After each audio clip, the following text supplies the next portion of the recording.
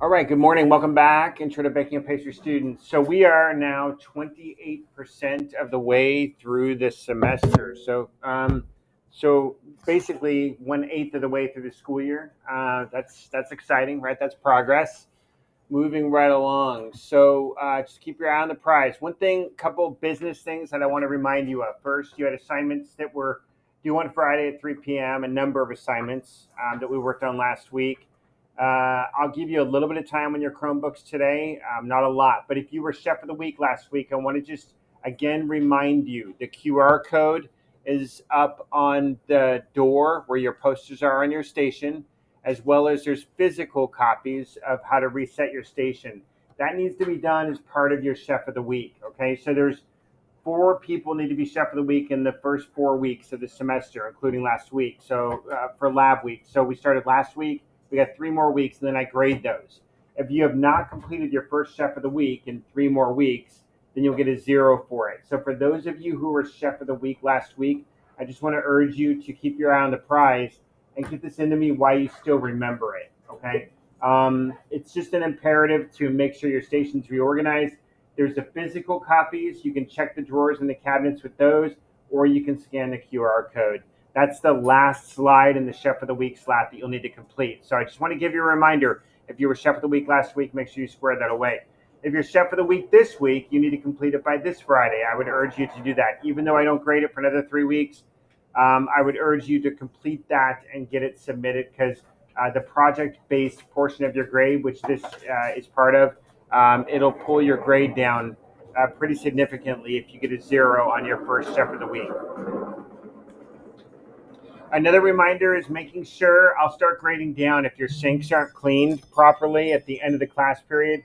So do make sure your sinks are clean, scrubbed out, and there's no debris, food in the drains. Okay, double check that. It's really important that you leave your station as good, if not better, than when you received it. Right. So just how you want the station left for you is how you need to leave it for everybody else. I know last week was a little bit rough with the Wednesday hiccup. So I get that, but we need to make sure we're staying on task. There's always enough time to keep things clean. Today, just want to give you a reminder on 1013, not 1015, but 1013 is our first term grading submission. So you'll get a grade report for the 1013 date. You are not in school next Friday, 1011. Okay. So you've got basically 9 class days, and then that sort of bundles up your grade. At that point in time, I'll have grading done on 1010, and then the grade will pull on 1013. Okay. I'm going to do a quick exploration video about working in the industry, as I always do on Mondays, just to give you a glimpse inside the industry. And again, Google Classroom, all grades are up to date, and I updated Skyward on Friday, or I'm sorry, I updated it last Monday, and I'll update it again today. Okay. Every Monday is when I update Skyward. I'll update it today at the end of the day by 3 p.m. And then, gosh, there was something else I wanted to say about that. Yeah, and Google Classroom is completely up to date right now. So when I give you an opportunity to log in today, maybe the first thing you want to do is check your grade in Google Classroom.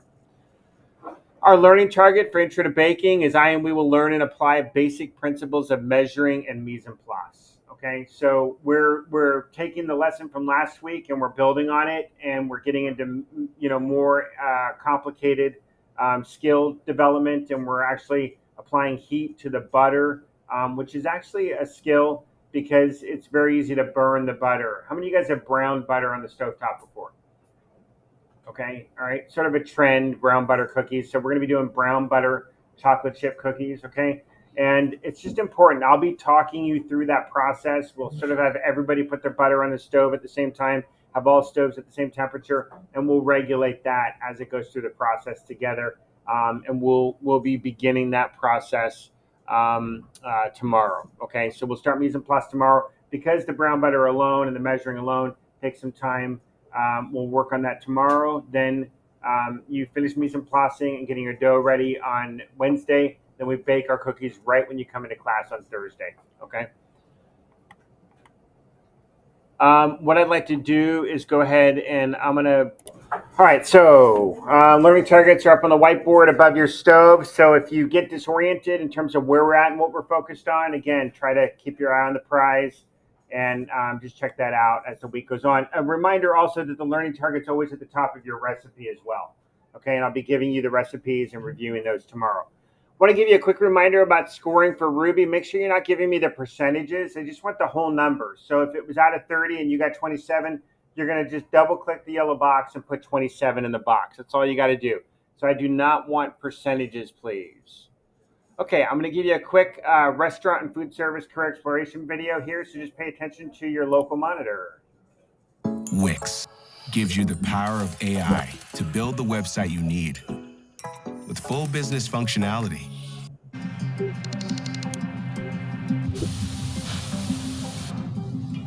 Every week, over 6,600 people vacation aboard the world's largest cruise ship. And all those people need to eat 3, 4, 8 times a day. You have to calculate that it's breakfast, lunch, and dinner, plus snacks, plus at night, plus all 24-hour food all around. And that never stops. Ship kitchens run 24/7, manned by a culinary team of more than 1,000 people. They dish out over 30,000 meals every single day. And they do it all from compact kitchens on a rocking ship. So how does all this food make it to the plate? We'll start on the loading dock on a Saturday. This is turnaround day, when all new food is delivered to Deck 2. This is basically a place that you would not like to be on turnaround day when we are loading. It's busy, super busy. That's Jarrett. He orders food for the ship's 23 different restaurants. Every week, Jarrett's got a $1 million shopping budget. All of that is just for 7 days of food. Sometimes Jarrett will tweak his orders based on who's coming aboard. More kids means more chicken fingers. That's how the operation runs. So we monitor it on a daily basis, what has been used, what has not been used, and then we adjust our orders accordingly. But by and large, being in Miami, having the same number of people, it's almost the same every cruise. On turnaround day, 30 trucks arrive at Miami Port.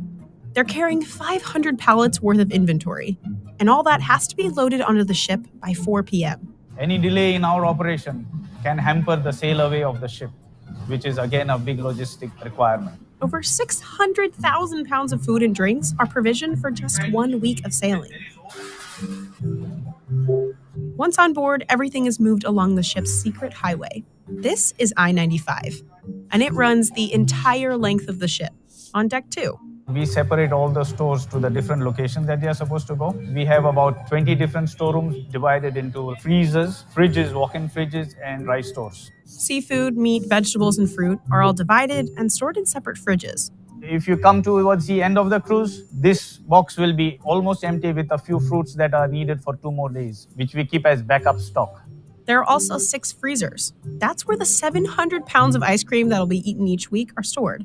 Dry goods are stored down on Deck 1. Full of spices, full of chocolate in this storeroom. Coffee. It's nice to be in this storeroom. An elevator gets the food downstairs. Jarrett's team checks all of the food for quality control every day. If produce is ripening faster than expected, they try to work it into another meal. For example, overripe broccoli could go into broccoli cheddar soup instead of being tossed. Once inventory is stored, restaurants on upper decks put in food orders with Jarrett. Chefs will come downstairs, pick up their order, and cart it away to be cooked. That's where this guy comes in. Any food on board this beautiful ship, anything you eat it, is my responsibility. Wherever you have beautiful potato fry, it's mine. Rice is mine. Pate is mine. Pastry is mine. Salad, shrimp. Wherever you eat it, it's my responsibility. Rijo's team of 280 chefs run the kitchens 24/7.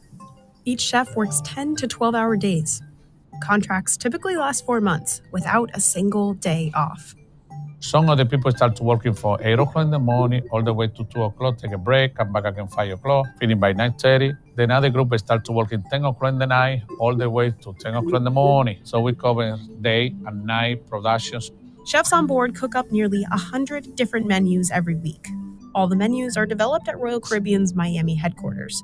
And every week, chefs stick to the same rotation of menus, cooking up everything from racks of lamb to hand-rolled sushi.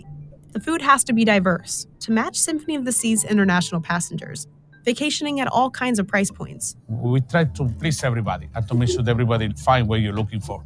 All the cooking happens in 36 kitchens, or galleys as they're called on a ship. There are 12 specialty restaurants on board, costing up to $50 a person, and each of those restaurants has its own small galley. In those tight quarters, chefs crank out the same menu every day. At Jamie's Italian, it's fresh pasta. At Hooked, it's over 2,000 oysters, shucked per cruise. But the largest amount of food is reserved for the main dining room, which spans 3 decks and serves up to 6,000 people a night. Eating here is included in your ticket. Before food heads up to the main galleys, it starts in one of the prep kitchens, off I-95. There's a butcher shop. Butcher, good morning. Yes, sir. These are the gentlemen looking after all the meat cuts. The butcher goes through about 15,000 pounds of beef and 9,700 pounds of chicken each week. There's also a veggie cutting room and a fish thawing box. Lobster is the most popular dish in main dining. The ship goes through about 2,100 pounds of lobster tails every week. Finally, the food heads upstairs to the main galley. The ship's biggest kitchen is broken down by categories: desserts, bread, cold food, and hot food. In dessert, chefs whip up cakes, chocolates, and 100 different types of pastries. Over in the bread bakery, they make 40 different kinds of bread from all over the world, all from scratch.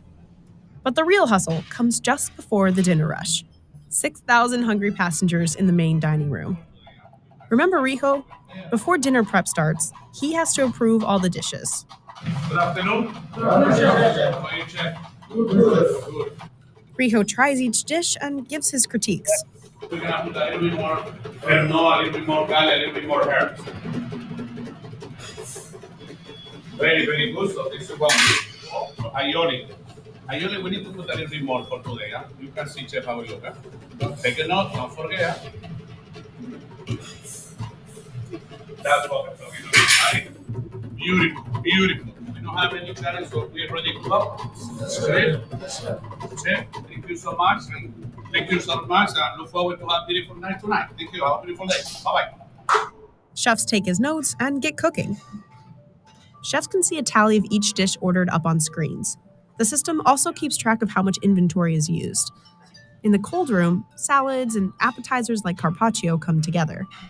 In the hot room, chefs dish out soups, sauces, sides, and mains. We have the 2 kinds of chefs.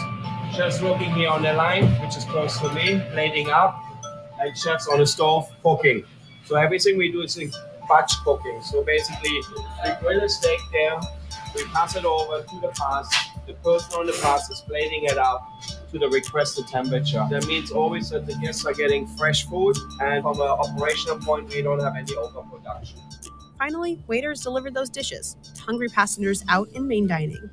Between the chefs, inventory crew, waiters, and dishwashers, it takes a team of 1,085 people to keep this massive operation going.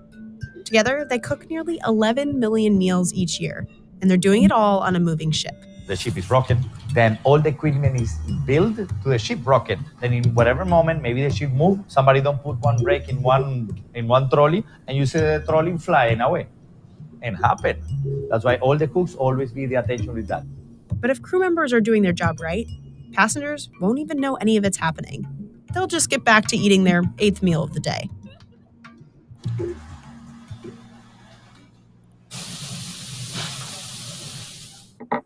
All right, little overview there of an opportunity. And I find that if I was young again and, in my youth, I think a cruise ship would probably be my pick.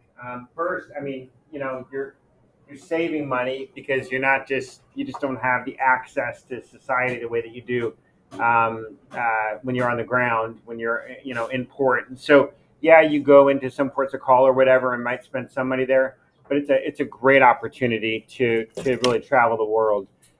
So just a quick overview there of opportunity related to even baking and pastry or savory culinary arts. Okay, we're doing a measuring a mise en place lab this week. Okay, Google Classroom, all of the assignments and everything. You've got Ruby units 3 and 4. Units 1 and 2 were due last week, so if you haven't finished those yet, again, for units 1 and 2, you do unit 1. Don't give them your personal information. Just skip that step, and then complete unit 2. And then give me the screenshot of unit 2. That's just out of 10 points. That's what you submit for unit 1 and 2 last week. And then for 3 and 4, you'll do unit 3 and 4, and you'll combine the scores together and put those in the yellow box and give me both screenshots. We're doing brown butter chocolate chip cookies this week, and I'm going to give you the recipe tomorrow, and we'll begin that lab, okay? And again, rubies 3 and 4 is what you're going to be doing. Knife skills, just a reminder, more importantly, just, focus on safety. We're going to get knives into our hands again. We focus on knife cuts just to ensure that things cook evenly, okay, and that they present nicely, okay? Those are the two primary objectives. Your safety, as we get knives in our hands, your safety is the number one priority. If your knives are not sharp, just bring it over to me, carry it. You'll carry the knife like this, so you'll see my hand here. Carry the knife by your side, okay, walk up. When you hand me the knife, you set it down, and then I pick it up, okay? You don't try to hand me the knife because I'm not thinking the way that you're thinking, and you might go zig, and I might go zag, and all of a sudden you're cutting me or I'm cutting you. So whenever you give a knife to somebody else, all you need to do is just set it down and have them pick it up, okay? When you're walking with it, as I said, straight down. If you drop it, let it fall to the floor. Remember, knives never go in the what? Sink, right? Never go in a drawer anymore either, right? But they don't go in the sink, okay? Because we can't see them in the water, and they shouldn't even be in a sink, even if there's no water in the sink. That should be a rule of thumb in the industry and at home. Okay. Again, your safety is most important to me. We should never be playing. You should be professional when you have the knives in your hands. You should never be playing with it. And then keep that guiding hand in place, or that claw technique that I talked about previously. Again, if the knives are dull, let me know. One of the things that I use under, a lot of times they'll say a wet towel, but I put a Silpat under the cutting board, okay? And the yellow and red cutting boards, which are for poultry and meat, those have rubber corners on them, so it won't move on the surface, so you don't need a mat under it. But the wood ones can move, so this is a great way and a very sanitary way to keep things from slipping around, okay? More sanitary than using a wet towel. Let's see here. Don't, as I said, place a knife in a sink and then secure it. If you're walking with the knife on your cutting board, secure it with your thumb and have the knife on the board at all times if you're walking in a direction. Heat transfer. This is important related to what you're doing this week. So you're doing brown butter this week. And what I'm going to try to do is orchestrate. Everybody measure their butter the day before, and then, or actually you'll do the brown butter tomorrow. So we'll measure it tomorrow right when you get here. And then the goal is that we all put the butter in the pot, we all put it on the stove, and then we all turn the stove on at the same time. And we sort of watch this butter brown together, so I can let you know when it's done together, okay? So we'll orchestrate this in order to be more effective, but there's 3 different ways that heat transfer, okay, that I want to talk about just for the next couple of minutes, and I'm going to release you to work on your Chromebooks, okay? Convection, conduction, and radiation are the 3 ways that heat move into food, okay? You want to be thoughtful as to how food is being impacted by the heat. You're the cook in the kitchen, so the food doesn't cook itself. So you can't just put it on the stove on high heat and think you're going to get the desired end result. Okay, you want to be thoughtful about it. Here's a quick video on heat transfer, and then I'm going to wrap up and give you time to work on Ruby.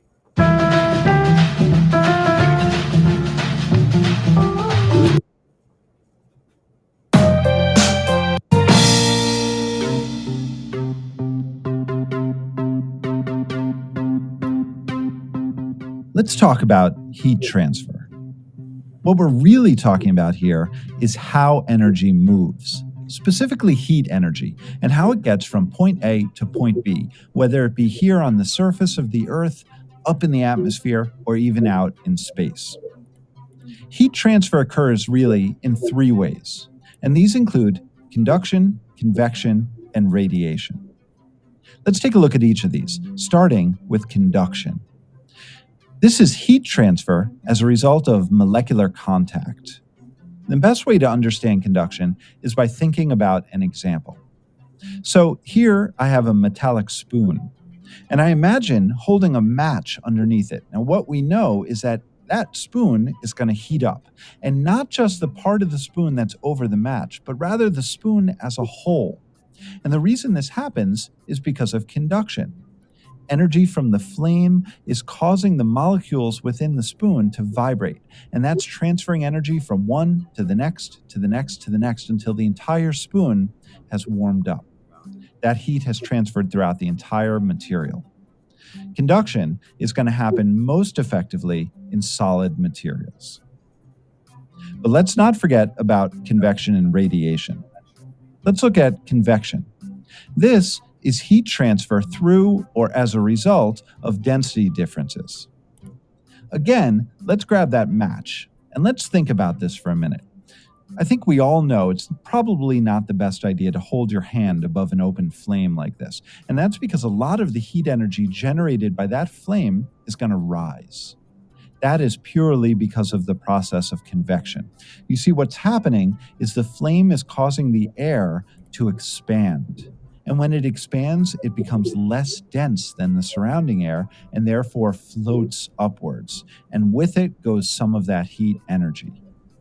That's what convection is all about. And this is going to occur most effectively within liquids and gases. Finally, let's think about radiation. Radiation is heat transfer by wave motion. Let's pull that flame up one more time. I think we know that because of convection, heat is going to rise, but it's also going to travel outwards in the form of waves of energy, electromagnetic waves. And that's the third type of heat transfer.